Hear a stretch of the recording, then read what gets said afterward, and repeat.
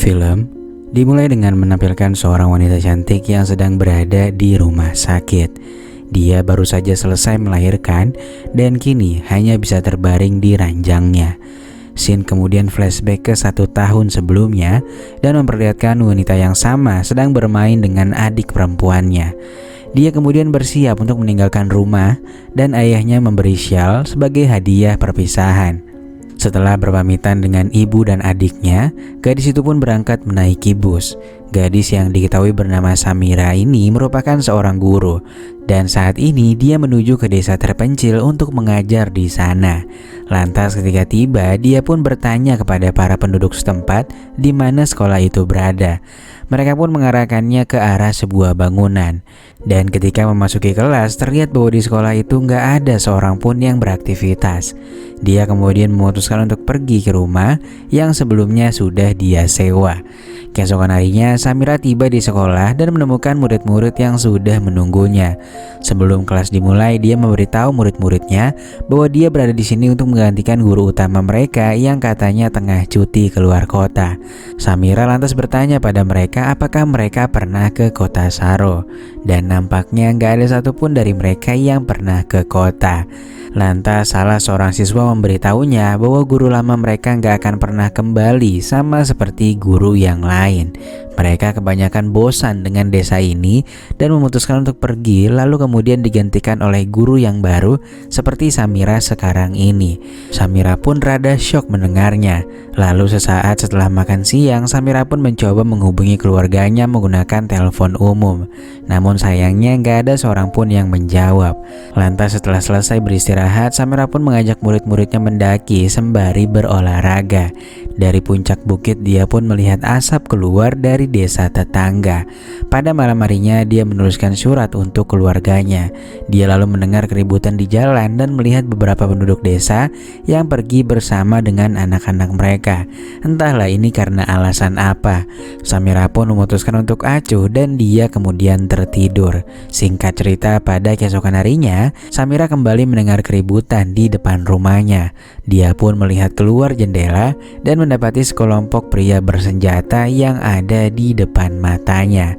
Saat kemudian seorang pria memasuki rumah Samira dan mengatakan bahwa mereka akan mengumpulkan semua penduduk desa di satu tempat atau pengungsian. Dan Samira pun diminta untuk mengamasi barang-barangnya karena wilayah ini sedang terjadi konflik katanya. Lantas mereka pun berjalan keluar dan menuju balai kota dengan dikawal oleh tentara. Begitu sampai di balai kota, sang komandan pun masuk dan memberitahu mereka bahwa mereka diperintahkan untuk membawa masyarakat keluar dari desa ini demi keselamatan bersama. Mereka pun diminta untuk berpisah antara pria dengan yang perempuan dan juga anak-anak. Lantas begitu para pria keluar dari balai kota, beberapa saat kemudian terdengar suara tembakan yang seakan menandakan bahwa di luar sana memang tengah terjadi konflik yang cukup memanas. Setelah itu, para ibu-ibu dan anak-anak pun dibawa dengan menaiki sebuah bus. Singkat cerita, pada malam harinya mereka pun tiba di sebuah tempat penampungan lain, dan di tempat itu mereka justru malah dijadikan layaknya tawanan. Keesokan harinya mereka diberi roti dan air dalam porsi yang sangat kecil. Sesaat ketika Samira tengah mencuci tangan, dia pun melihat tentara yang membawa 4 gadis dan masuk ke sebuah rumah. Samira pun kembali dan dia menanyakan kepada sesama tahanan sebenarnya apa yang terjadi. Wanita itu pun menjawab bahwa tentara ini sebenarnya adalah tentara musuh cuy, dan kini mereka semua sedang ditahan. Sesaat kemudian seorang prajurit memasuki ruangan dan melihat Samira. Samira pun diminta untuk ikut dengannya dan dia pun dibawa ke sebuah rumah yang tadi dimasuki oleh 4 gadis yang dia lihat. Dia pun masuk ke sebuah ruangan dan saat kemudian datanglah 3 orang pria dan memerintahkannya untuk melepaskan semua yang dikenakannya. Samira pun terdiam sesaat dan dia masih belum mengerti apa yang sebenarnya terjadi.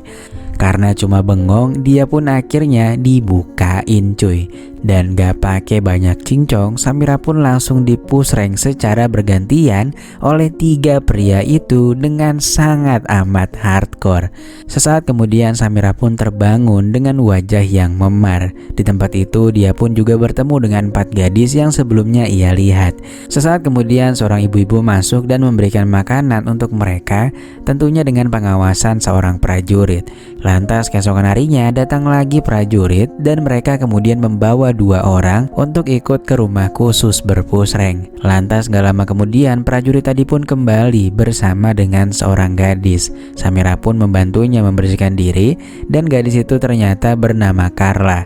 Dia bertanya pada Samira mengapa sepupunya yang dibawa bersamanya tadi tidak kembali ke sini. Samira pun mengatakan bahwa mungkin dia sudah berhasil melarikan diri. Carla pun marah karena sebelumnya sepupunya itu mengatakan bahwa mereka nggak akan boleh saling meninggalkan.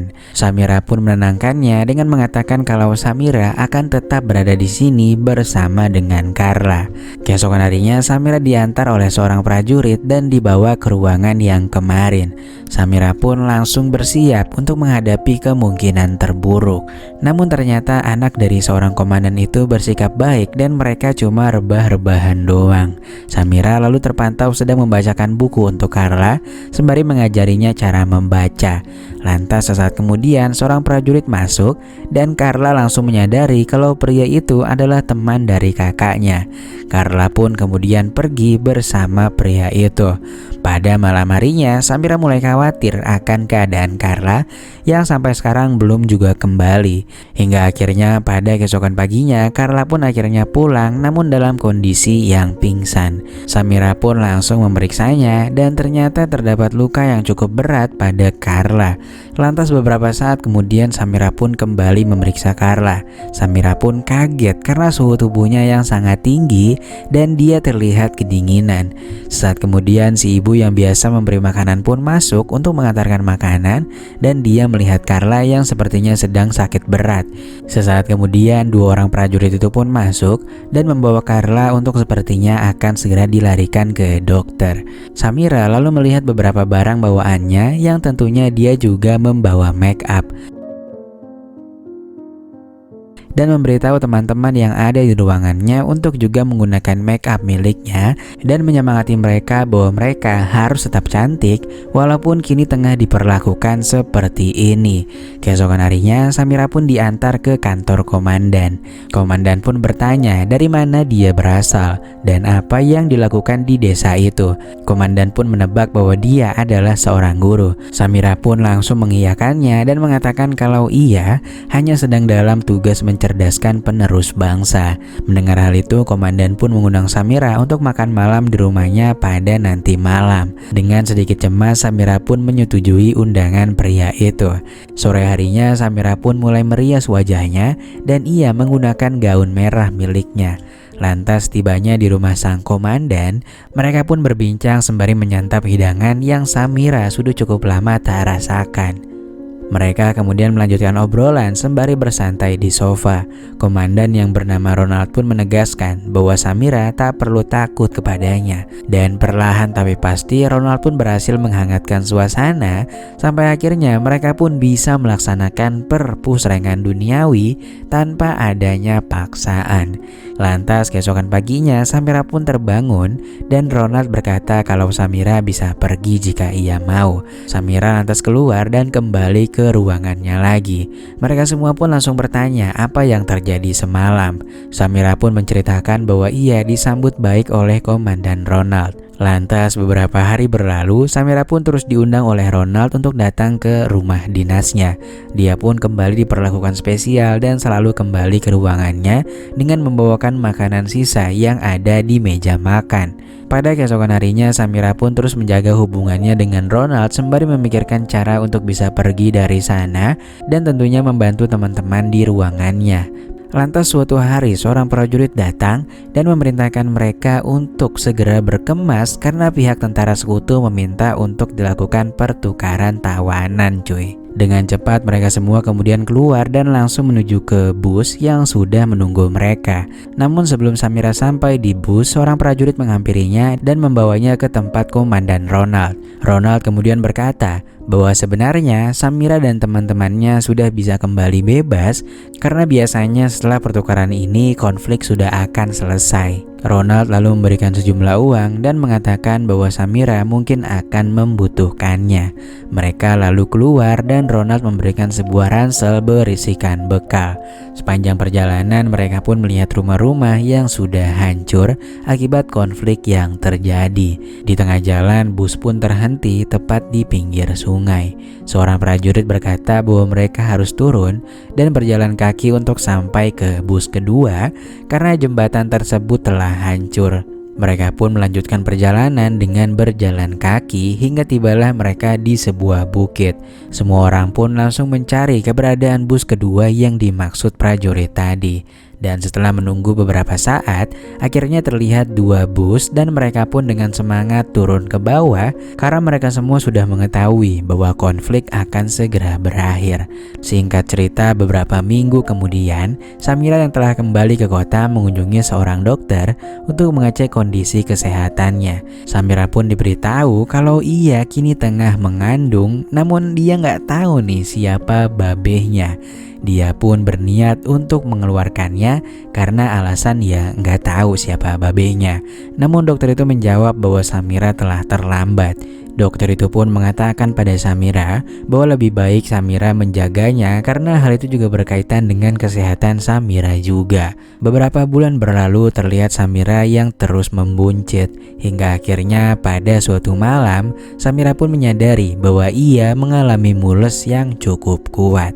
Scene lalu kembali seperti di awal film ketika Samira baru saja selesai melahirkan putranya yang syukurnya tanpa kekurangan suatu apapun. Dan setelah itu film pun selesai.